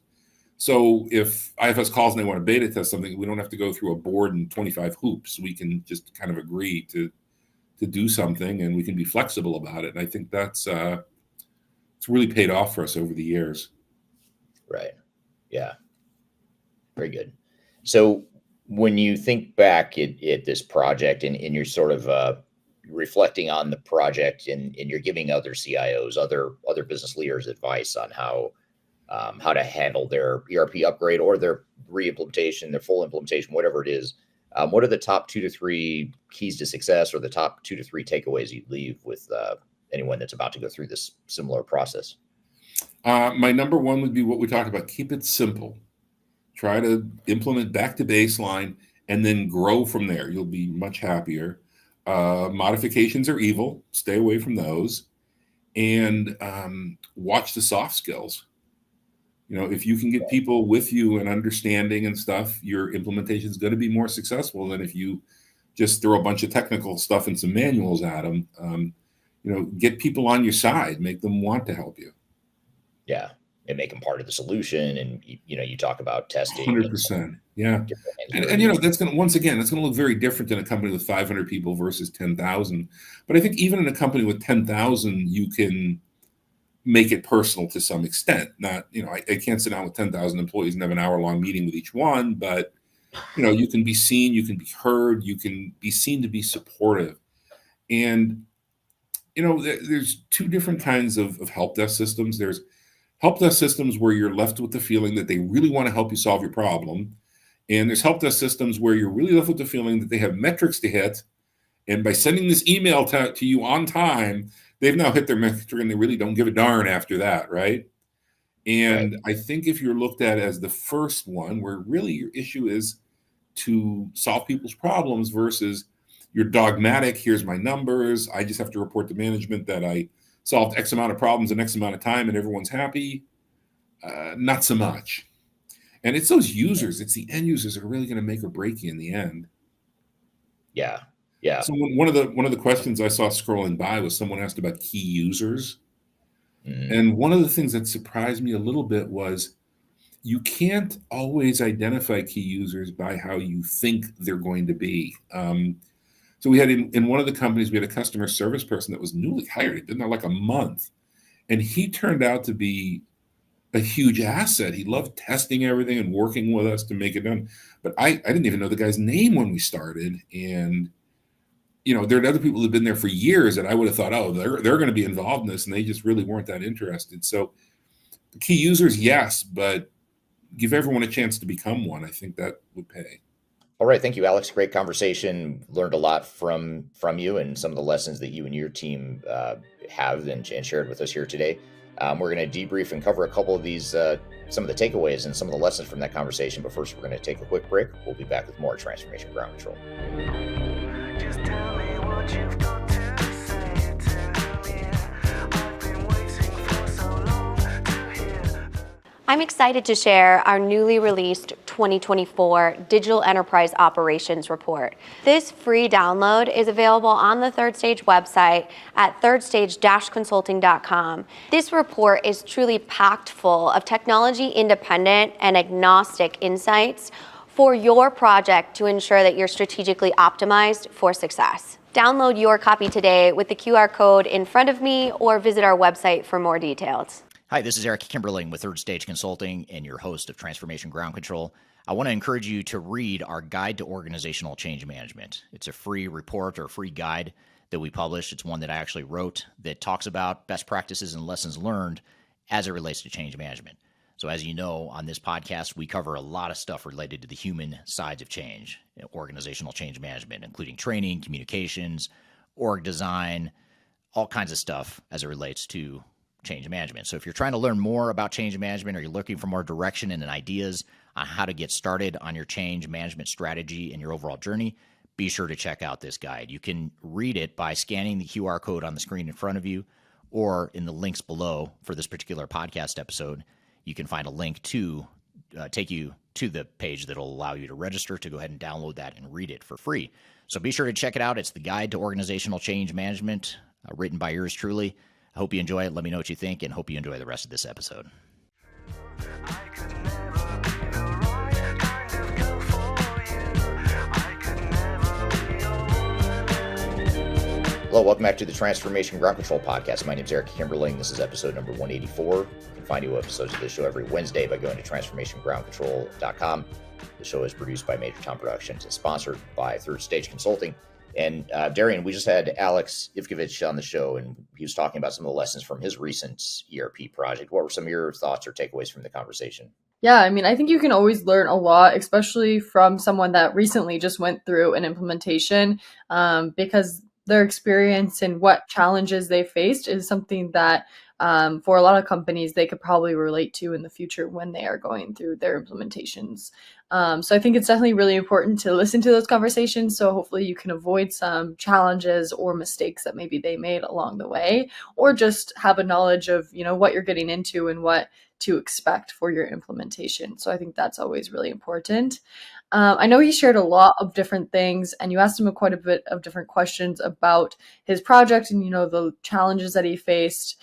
But I want to know from your experience, what are some of the lessons or tips that you would suggest to companies to prepare specifically for an IFS or just an ERP implementation in general? Well, first I thought it was interesting that he, getting back to what Alex shared with us, he was talking about how they took this more sort of an agile, organic, flexible, nimble approach to the implementation. It wasn't overly structured. It wasn't overly complex. And it seemed to work for them. It seemed to just be the right approach that sort of fit their culture and who they are. But he also mentioned that, you're going to have different strategies or different approaches depending on your size and complexity and everything else. So there's a lot there that I think he shared that it was really interesting to hear his perspective, because he does have a unique approach and perspective to how he approached this project. And again, it seemed to work for them, but I could also see that same approach not working for other companies potentially. And I imagine if he would have tried some of the approaches that we might recommend other companies, they might not work for him either. So I think just, sort of being self-aware and really recognizing who you are, and, recognizing that, if you are a bigger company or you are more disjointed and you have silos and you're trying to break down those silos as part of your process, you might actually spend more time upfront planning and spending more time diving into business process improvements and, investing in change management. Some of those things might become more important to you, if you're in a different situation. So that's the main thing I think with him is just, I think it was a really interesting perspective. I don't think we've had anyone with that exact perspective on here before. And so it was really interesting to hear that, some of his thoughts, and see what worked for him. Definitely. And I know what you're talking about, because he was saying, your approach is going to be a lot different for a company that has 500 people versus 3,000 people. And that approach might look different, but I still think the company with 3,000 people can learn, from the company that went through the implementation with 500 people and see what worked for them, and maybe take different bits and try and use some of that strategy. Obviously, each company is going to be different, but if it sounds like something that maybe could work for your company as well, it's always good to be able to pick apart different strategies that other companies are using and try to use that on your strategies. Yeah. Sort of like we, in this podcast, we bring a big, huge toolbox of all these different options to you. And, your job is to figure out, which nuggets or tools are going to work best for your situation. And there's there's not many sort of one size fits all answers out there. I mean, I can tell you right now what I think most organizations should probably do, to get started or to plan or to execute on their digital transformation. But, that's without knowing the nuances of who you are. And, you've got to dial it in and sort of dial it into exactly who you are as an organization. So, so that's the good news, bad news, I suppose, with these projects is there's so many different variables and so many things to consider that, we just hope to educate the audience here and helping understand what some of the different options are. Yeah, absolutely. Overall, I thought it was a great conversation, and I hope that the audience got a lot out of it as well. Yeah. Hopefully they did, and great to have him on, and we'll try to have him on again and others like him, that can speak more from the CIO seat, the client perspective. It's always good to hear. It's always good to hear a client or a customer talking about what they thought about the project and what they would have done differently and what they learned. So that's really good stuff. Well, good. Well, we're gonna shift gears, and when we come back, we're gonna talk about why organizations pursue digital transformation. So it's actually a YouTube video we recently published on my YouTube channel, and it talks about some of the main reasons or the top reasons why organizations go through digital transformation. So when we come back from a quick break, we're going to play you that video, and then we'll sort of debrief and deconstruct that video a bit. So be sure to stick around. We're going to take a quick break. We'll be back with more Transformation Ground Control.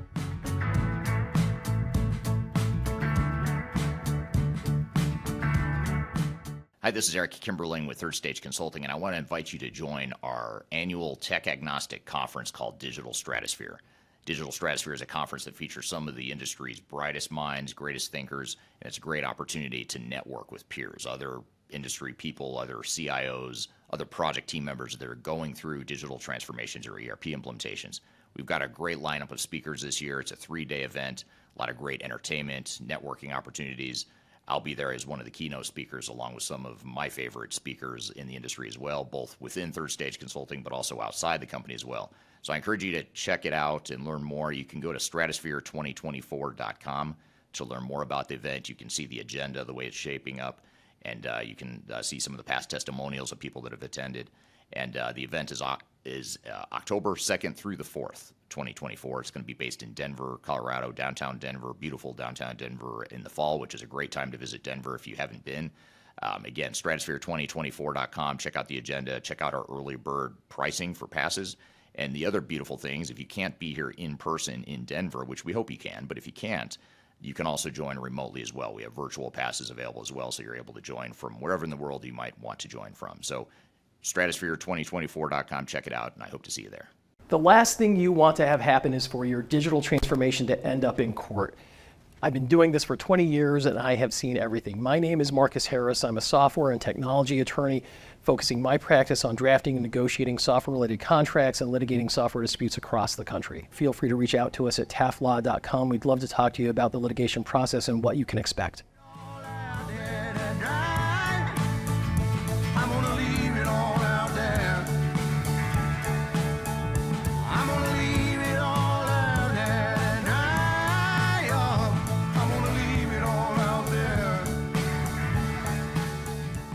Hello, welcome back to Transformation Ground Control, episode number 184. My name is Eric Kimberling here at Darian, Chwialkowski. You can find new episodes of the show every Wednesday by going to transformationgroundcontrol.com. And the show is sponsored by Third Stage Consulting, which is an independent consulting firm that helps clients throughout the world with their digital transformation journeys. You can find new episodes by going to transformationgroundcontrol.com. So we want to play this video here, this YouTube video that I recently published on my channel. It's called Why Do Organizations Pursue Digital Transformations? And it goes into the top reasons why we see organizations go through transformation. So with all that being said, let's roll the video and then we'll come back and we'll debrief on some of the points in the video here. One of the first questions we ask clients before we get started on a digital transformation with their journey is to understand why they're going through the project. What is it they're trying to accomplish as part of their digital transformation? What is their goals? What are their objectives, etc. And so what's interesting to do is talk about what the biggest reasons are why most organizations go through change. And that's what I want to talk about here today. Now be sure to stay tuned to the end of the video because the last thing I'm going to cover is the single worst reason why organizations go through digital transformations. In fact, I want to invite you to guess what you think it is. Just drop a comment in the comments field below. Love to hear your thoughts on what you think the worst reason is for organizations to go through digital transformations. Before we dive too far into today's content, I want to share a little bit of information about Third Stage Consulting and who we are. Third Stage Consulting Group is an independent technology agnostic provider of consulting services to help clients through their digital transformations. We help with digital strategy and software selection, as well as implementation planning. And during implementation, we provide services related to program management, organizational change, business process improvement, as well as enterprise architecture. These are just some of the services we provide. We have offices in North America as well as Europe and Asia Pacific. So if you'd like to learn more, I encourage you to check out our resource center, which includes a number of resources that will help you through your digital transformation, and you can access that for free using the QR code here or the links below. You can also reach out to me directly if you'd like to discuss your digital transformation and brainstorm ideas on how to improve where you're headed on your journey. Now let's jump back into today's content. The first reason why organizations commonly go through digital transformations is because they need to scale for growth. Perhaps they've grown organically and they've outgrown their current system. Perhaps they've gone out and acquired other organizations or merged with other organizations, and now they're operating disparately and they want to start acting like one organization. That's a way to help them scale and to grow faster and have the infrastructure to support their future growth. A lot of the clients we work with are using systems that are so outdated that they're close to breaking. Oftentimes, these organizations have systems that were built for when they were much smaller and much simpler, and they've since grown to be larger and more complex, and therefore they need different technologies to help support that growth. So scaling for growth is one of the most common reasons we see organizations use as their main driver for digital transformations.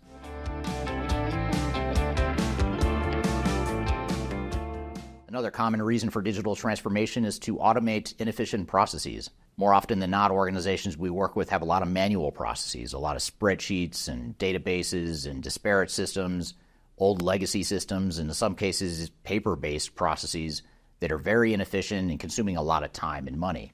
So for that reason, organizations look to technology to help them automate their business and ensure that they have more of a centralized, automated way to capture information and to run their workflows through the organization.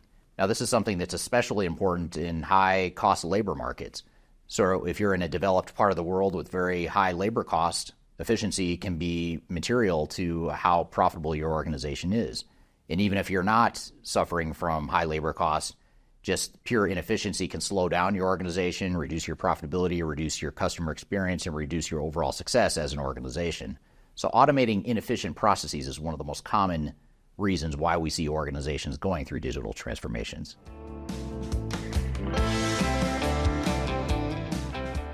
Another reason why organizations commonly go through digital transformations is because they want to provide a better customer experience. What I mean by customer experience is they want to make life easier for customers, and they want customers to enjoy doing business with the organization. If you have old, outdated systems or manual processes, or your customer service reps don't have access to information regarding a customer's order, that undermines the customer experience. So if we can provide technologies and tools and processes and workflows and access to data that makes it easier for us to provide better service to our customers, we're going to increase customer satisfaction and we're going to increase revenue as a result. This is especially important in today's self-service environment. People are used to serving themselves, accessing data themselves, and having transparency into a status of an order. If you think about an order you might place online, if you're visiting an e-commerce site, you're used to getting email updates. You're used to being able to log into your account and see the status of an order. You're used to having that self-service mentality and that self-service transparency, and that's what many organizations are trying to provide to their customers. So providing a better customer experience is one of the top reasons why organizations go through digital transformations.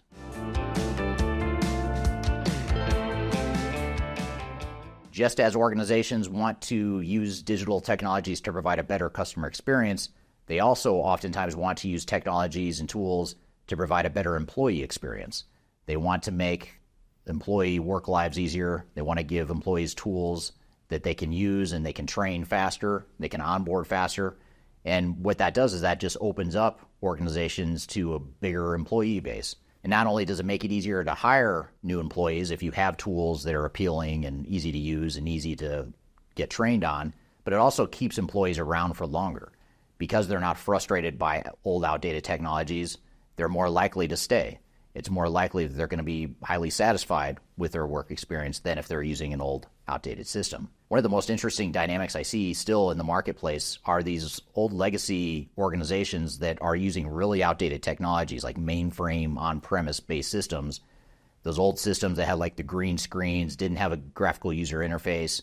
You had to memorize transaction codes to get to the screen you wanted to go to. Some of you may not even know what I'm talking about, but if you do know what I'm talking about, you know that those are very complex systems that are difficult to learn, especially if you're hiring someone that's 22 years old, just finished university. They're not even going to understand how to log into the system, let alone how to use it effectively. It's going to be like speaking a foreign language. And so rather than frustrating and limiting your employee base, organizations are increasingly using digital transformations and new digital technologies to provide a better workplace and a better work environment for its employees.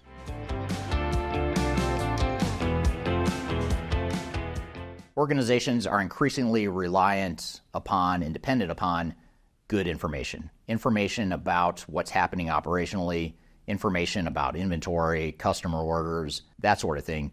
And so what digital transformation can do for a lot of organizations is provide better access to information.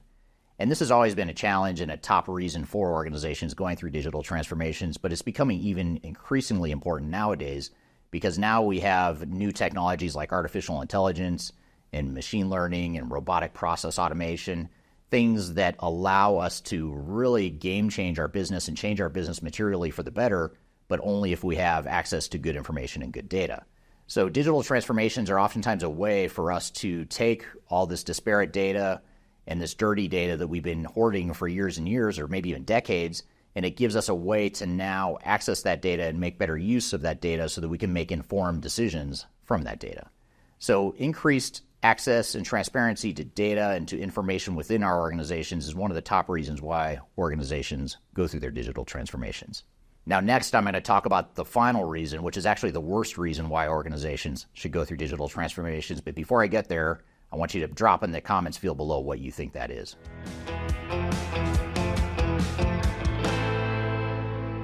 Now, the worst reason why organizations go through digital transformations might actually be one of the most common reasons. In fact, it is one of the most common reasons. For many organizations, it's the number one reason why they're going through digital transformation, but it's also the single worst reason that you can point to on why you're going through a digital transformation. And that reason is because you have to. Because your system is outdated, because your system is being replaced or sunset, your software vendor will no longer support the system, and you have no choice but to move to new technologies. Now, this is going to be the reality for many of you watching this video. Many of you have no choice, and so you can't change that reality. But if that is your number one reason and your primary reason for going through a digital transformation, it's a terrible reason. And the reason for that is because while on one hand it is creating a certain amount of urgency and a certain amount of a burning platform to help you get through the change and through the transformation, which is good, it's also not nearly enough to give your project and your overall transformation direction on what it is you're going to accomplish and what it is you want the organization to look like on the other side of the implementation. So it's imperative that we augment this terrible but necessary reason for replacing technologies with other reasons for improvement. Some of the things I've mentioned throughout this video are good reasons to go through a digital transformation. And by having these other reasons, like wanting to automate processes and specifying which exact processes you want to automate, for example, that's just going to give you better direction and better decision-making parameters as you go through the project. If you don't have a good guiding light or North Star to guide you on your transformation, other than the fact that you just have to replace your technology, you're going to get lost along the way. Your team's going to get lost. You're going to be aimless, and it's going to involve a lot of bad decisions and spinning of the wheels and a lot of inertia that you're fighting to get clear direction on what it is you're trying to accomplish as an organization. So while it's okay and understandable that you may have to change your technologies, you may have no other option than to change your technologies, you want to make sure you have better reasons than just that for going through your digital transformation. So that was a video outlining some of the top reasons why organizations go through digital transformations. What were some of your thoughts from that video or your follow-up questions, Darian? Yeah, overall, I really liked how in this video you really emphasize the importance of having really clear objectives beyond just updating outdated systems for your company, which is basically, like what you said, the worst reason you could have for a digital transformation, you're really going to want to define what those reasons are and why you need to upgrade. Or if you are a company that doesn't currently have a system, you're a newer company, really defining what you want out of this system to help you, I think is some of the most important things that people could probably take away from that video. But to kind of expand on the content that was in that video, Eric, what are some of the common pitfalls organizations face when automating inefficient processes? Well, I think probably the biggest one, or one of the biggest ones, is going to be the tendency to want to automate the way we've always done things. So, sort of like, yes, we're automating, we're putting in new technology, but we're going to do it, the process is going to look pretty much the same, just in a new system. And that's not, in some cases it might make sense if you have a really good tight process and it makes a lot of sense for your organization. But more often than not, the processes are ripe for improvement, and there's some sort of, downside or, potential improvement that you might be missing out on if you don't take the time to define those processes up front. For sure. And I know you talked about how digital transformations can affect customer satisfaction as well. So how do you then measure that impact of the digital transformation on customer satisfaction? Well, the main thing is recognizing where the touch points are with customer satisfaction, and how all the different things that you do with as an organization, how that's affecting and can affect customer satisfaction. That's first and foremost. So kind of really mapping out that customer journey and understanding what the different impacts are, and then starting to recognize from there, what you can be doing to improve that along the way. So there's so many different ways to measure customer satisfaction, but it usually starts with looking at the customer journey, understanding where and how the processes touch the customer, and how you might improve that going forward. For sure. And then kind of the last question to expand on everything you talked about in that video would be, what technologies have you found the most effective in improving employee experience for digital transformations? Well, I think, providing tools that are easy to use, and certainly easier to use than what most organizations have now, I think that's the number one thing you can do. You can also put in place, HCM or HR technologies that make it easier to, manage your benefits and see your payroll, and, things that are important to employees. But I think what's even more important is to just make sure that you look at the overall tools and support that you're providing to employees. I mean, that's what, at the end of the day, what's going to make them really happy or enjoy their job or not, is being able to have access to the information when they need it, having tools that they can use, that they're trained on, that they have support for, or they can learn, either on their own or through guided training that you might provide as an organization. So just providing all the tools and support that an employee needs is some of the biggest ones. And of course, there's other intangibles like, the leadership style of your company and the culture of your company. That's going to affect employee satisfaction too, potentially even more so. But as far as like what a digital transformation could do, or how technology itself could help, those are some of the main things. For sure. I think those are all really good advice for companies that are looking to do a digital transformation. And hopefully this kind of helps you figure out what those first steps look like if you are wanting to go through a digital transformation. Well, good. Well, thanks for your thoughts there, your follow-up thoughts on that video, and for all your feedback in this episode, Darian. And thank you to the audience for all the great questions that you had along the way, and some of the feedback and input you've provided to this episode. So thank you for that. We'll sign off for now until next week. You can find new episodes in the meantime by going to transformationgroundcontrol.com. And you can also see all the past episodes you might have missed by going to transformationgroundcontrol.com as well. Hope you all have a great week, and we'll see you next week on our next episode of Transformation Ground Control. Have a great week, and we'll see you soon.